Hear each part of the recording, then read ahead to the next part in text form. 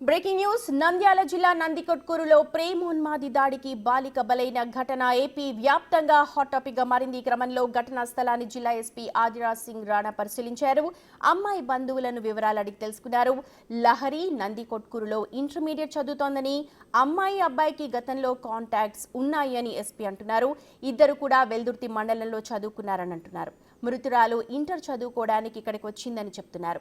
అన్ని కోణాల్లో ఈ ఘటనపై దర్యాప్తు జరుపుతున్నట్టు చెప్పారు.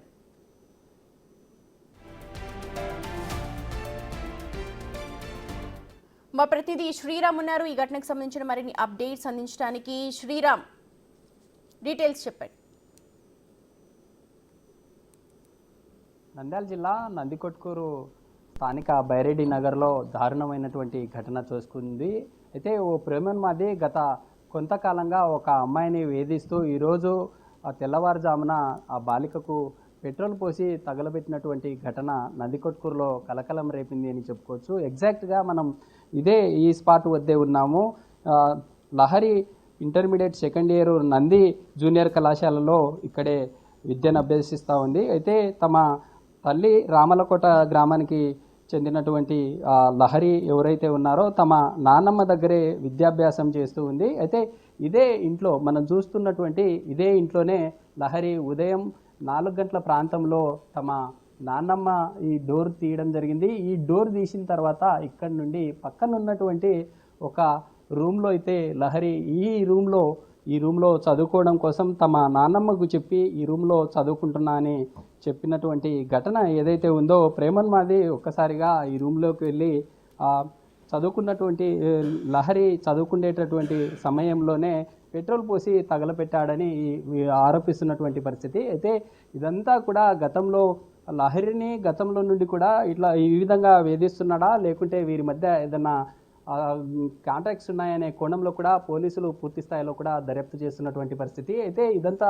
తెల్లవారుజామున జరిగినటువంటి ఘటన ఏదైతే ఉందో లహరి పక్కన రూమ్లో నుండి ఈ రూమ్లోకి వచ్చి చదువుకోవడం, గతంలో కూడా ఎప్పుడైనా కానీ లహరి చదువుకోవాలంటే ఇదే రూమ్లోనే చదువుకుంటూ ఉండేది. అయితే ఇదంతా ఈ రూమ్ మనం చూస్తూ ఉన్నాం, మొత్తంగా కూడా డార్క్గా మారినటువంటి పరిస్థితి.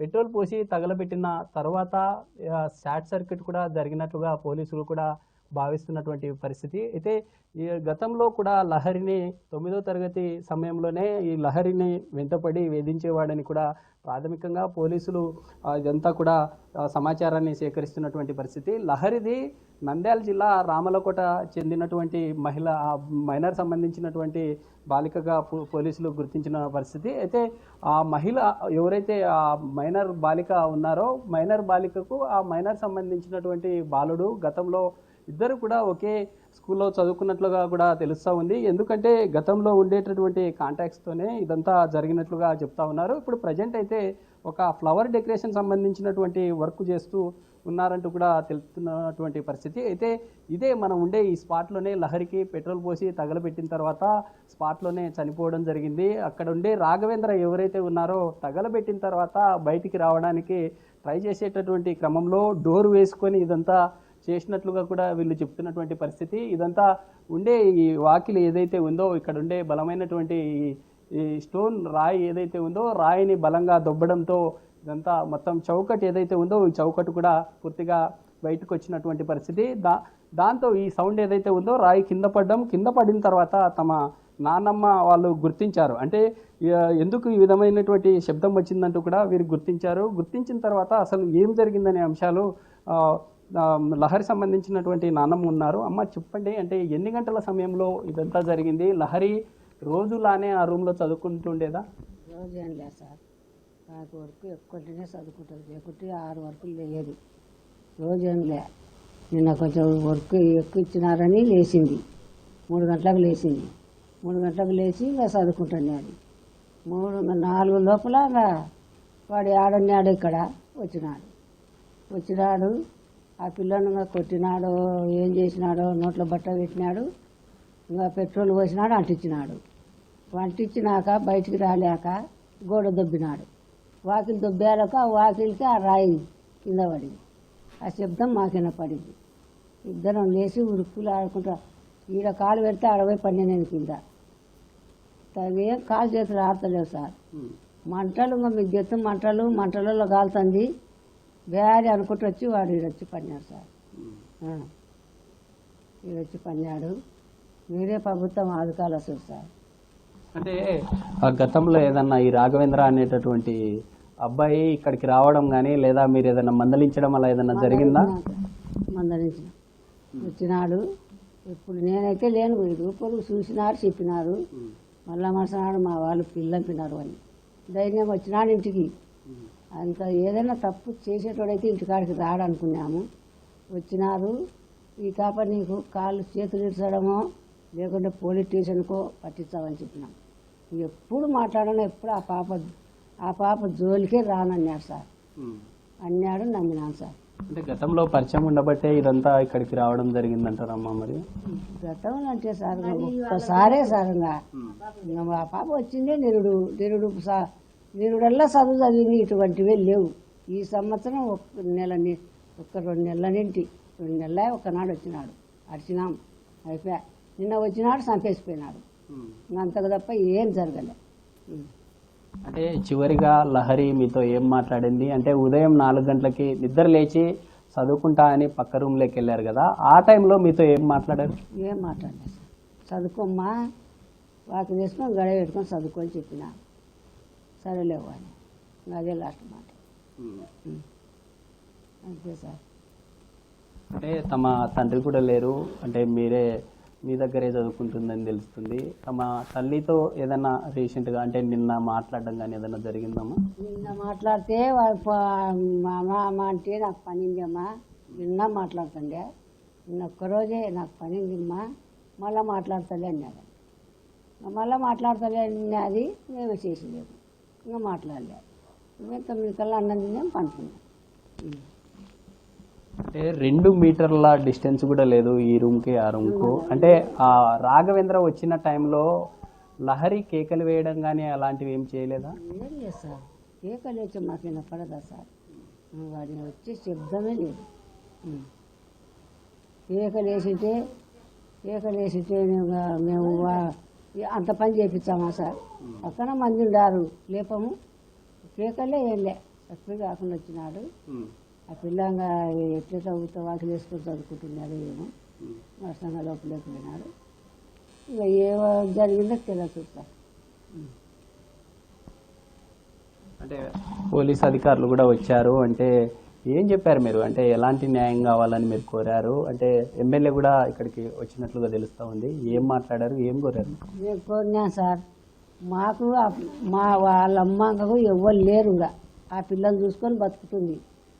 ఆ పిల్లకు ఏదొకటి న్యాయం చేయాలి. చంద్రబాబు నాయుడు, పవన్ కళ్యాణ్ ఏదొకటి మాకు న్యాయం చేయాలి. ఆ పాపకి ఏదొకటి న్యాయం చేయాలి. వామే పొలం కష్టమే చేసి బతికేది. అదే నేను కోరుకునేది సార్. గవర్నమెంట్ ఏదో సాయం చేయాల్సి వస్తుంది. ఇది పరిస్థితి మొత్తంగా జరిగినటువంటి శ్రీరామ్ లహరితో పాటు తాను కూడా నిప్పంటించుకున్నాడు కదా, ఆ అబ్బాయి పరిస్థితి ఎలా ఉంది? విషమంగా ఉన్నట్టు మనకు సమాచారం. డాక్టర్లు ఏమంటున్నారు?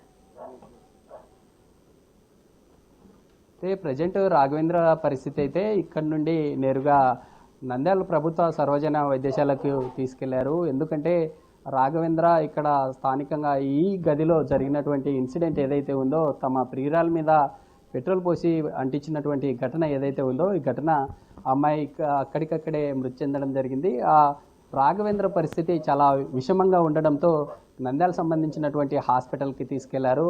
అక్కడ కూడా రాఘవేంద్ర సంబంధించినటువంటి బ్యాక్ సైడ్ ఉండేటటువంటి వెన్నుభాగం ఏదైతే ఉంటుందో ఆ కంప్లీట్గా కూడా చాలా గాయాలతో ఉన్నట్లుగా డాక్టర్లు గుర్తించారు. అయితే అతని పరిస్థితి కూడా చాలా క్రిటికల్గా ఉందంటూ కూడా తెలుపుతున్నటువంటి పరిస్థితి.